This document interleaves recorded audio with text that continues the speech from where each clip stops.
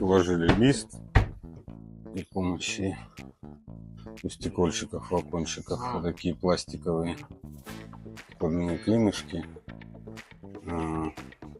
Формируем зазор, чтобы при расширении УСП у нас были зазоры и куда двигаться, чтобы не вздувалось. Естественно, выставили все с зазорами и крутим, прикручиваем к лагам.